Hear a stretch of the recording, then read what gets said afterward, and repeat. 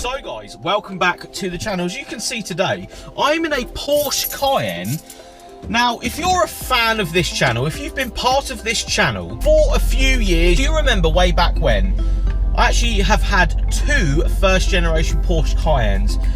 I know there's a lot of people out there that may not understand my lust and love for the Porsche Cayenne, but there is something about them that I absolutely love. It's like that weird idea that I will always own one, or at least want one. This is sort of the newest generation I'm ever going to drive, I think, at the moment. And the guys at UVE Wraps have actually given me this for a week. So at time of filming, I've actually had this car for an entire week in my life. And the old Jamie, so the Jamie before YouTube, would have absolutely loved this car, would have wanted this, and you know, the idea of this, he would have wanted it in his life.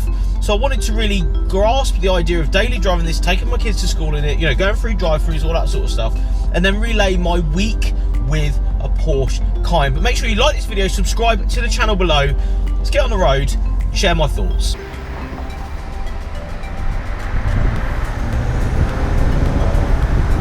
Now the first thing is, as we leave the office, my general aspect or idea of a 4x4 is that it is luxury, it is comfortable, it is big, it pretty much does everything. Now thankfully, I've pretty much driven every single thing in this spectrum.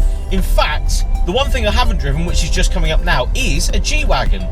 So there's a G-Wagon coming past us. Now that's a car that I haven't driven. These are priced, you know, relatively competitively, considering this is, you know, the newest generation, or at least the generation before the new one that's just about to come out.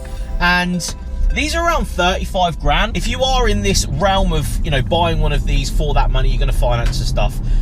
I had recently done a Range Rover Sport, so, you know, not a similarly priced one because that was relatively new, but a similarly spec'd and, you know, if you're going to buy an older one, a similarly priced car. If I pitch them two together, that's a very different car to this one, or at least 4x4 to this one. Far after trying to buy something nice for your family, this is probably the sort of route you want to go down, and you got 35 grand to spend, say, and you are looking at Range Rover Sports. There is a big difference between the two, notably that this is more of a driver's car, or at least a driver's 4x4, whatever that is, take that as you wish, mainly because its chassis, or at least its setup, a little bit more driver focused. Although this is still a luxury SUV, you can throw it about a bit more than you can a Range Rover Sport. So if we are pitching it against a Range Rover Sport, I can feel straight away, and I have felt all week, that this is so much more chuckable through the corners. It's a lot more presentable around the corners. You don't necessarily feel as much weight. It has that Porsche finesse, I'm gonna say, maybe finesse, that the Range Rover mainly doesn't have, because it's more of a luxury car. You can feel, you know, maybe a few more bumps in this thing. You can feel a bit more of the road, but that is a positive when you are out throwing it about and enjoying it. I'm not saying that that's the idea of this car, but if you are into cars and you want to drive a car properly and you do need something for your family and you have this money to spend, this is probably the best idea. I'd recently driven a Macan for the channel, really enjoyed it, but size-wise was a bit of an issue where it wasn't the same size as your Range Rover Sport. It was more, you know, a Q5, say, sort of size, where this is, you know, direct comparison, or at least direct size comparison to, say, a Range Rover Sport X5. I've driven and owned for a year and a half, say, an X6, which, yes, is a cut-down version of an X5, but I had the experience of an X5 in theory for that amount of time. And yes, it was an older generation one to this one, and, you know, a subsequent Range Rover Sport from this sort of era. It gave me enough sort of understanding in the 4x4 market, especially, as to what to really want and to look out for. But I do feel like an X5 does feel like this, whereas a Range Rover doesn't feel like an X5 or one of these. These are a lot more driver orientated, you get more out of it, it's a lot more fun in that sense through the corners. Even with a diesel one, you know, relatively not a, you know, turbo or a GTS or anything like that, you can still feel a little bit more connectivity to the road. So that's the first thing I am going to say. Other people that are actually watching this video and want to know more of the idea of owning this thing and actually getting in and out of it with kids and stuff, we'll cut to Jamie having a look round. So guys, let's have a quick look round the Porsche Cayenne. Now, again, going to say this out loud, I am a fan of Porsche Cayennes. I know you guys may or may not understand that. It's like sort of my lust with Lexus as well. Big luxury car brands that over-engineer their cars. Porsche are, you know, on the same wavelength. I think This one being a 4x4 obviously isn't like a Lexus that I've had in the past, so my go-to is Porsche Cayennes for 4x4s. That's just the way I see it. So it's really nice to actually have this one. Again, massive thank you to guys at UVE Wraps. We'll go around this thing because there's a couple of things to point out. This is actually the latest generation, or at least the generation that's just come out, the one beforehand. So it actually has the 4 spotlight headlights. This is originally black, so it was actually wrapped by UVE in this midnight purple. Looks fantastic. I wouldn't usually say midnight purple will work on a 4x4, but I think they've really pulled it off here. If you'd have said that in a sentence, I wouldn't have believed you, but in person it looks insane. This one's actually got a pan roof, and because it's black from the factory, it actually has a red interior which works, but I think it works with the purple as well. Again, if I was going to buy one of these tomorrow, I'd say you guys go and buy a contrasting colour way on the interior. As you can see, this one actually has the newer style Porsche steering wheel, which I've only shot one new Porsche with this steering wheel, and I prefer it a lot more. It is a lot nicer than the previous gen stuff, so I really like that. A lot of switches in these Cayennes, or at least Porsche products, so that's something that I had to understand again and remember what they were like to sort of drive and just know where your buttons are and stuff. After a week, I think it's absolutely fine where the buttons are. A lot of people out there, especially journalists, I think would usually say that the buttons are all over the place in some Porsche products. I feel like if you know where they are, you can sort of enjoy the car for what it is, because that's the sort of flair. Rear end is really cool on these.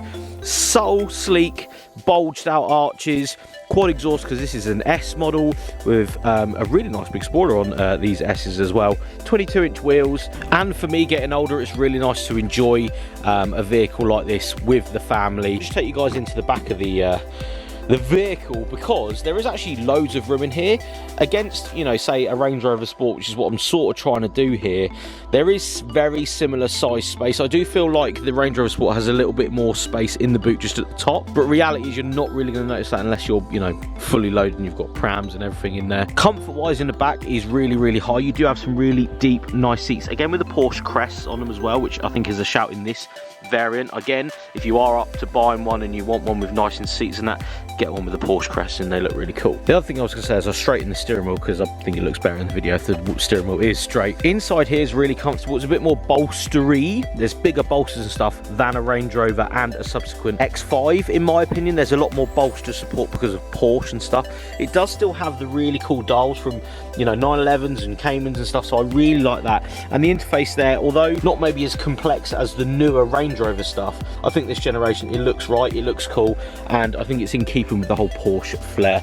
I do like the interior though. It's a nice place to be, even with this pan roof as well. I say get one with a pan roof if you can. This looks really good, and it's a lovely place to be. I've done a fair bit of mileage in this thing and I've enjoyed every second. But enough of me waffling, let's jump back in the Cayenne, gather my thoughts. So yeah, as you know, this car is dirty. I have used it. I wanted to enjoy this, take my kids out in it, go drive-throughs, go school run. We've done it all, and not once have I thought I'd rather be in something else. So older Jamie, Jamie from a few years back that always wanted one of these and wanted to drive one, is really happy that they're as good as I wanted them to be. They're not as luxurious as a Range Rover, but you get the driver feel that I got from my first generation ones, and it's hard for me to explain that to maybe people that aren't understanding of the whole 4x4 era, or they don't really like 4x4s and they just buy a saloon or an estate car. And I completely agree.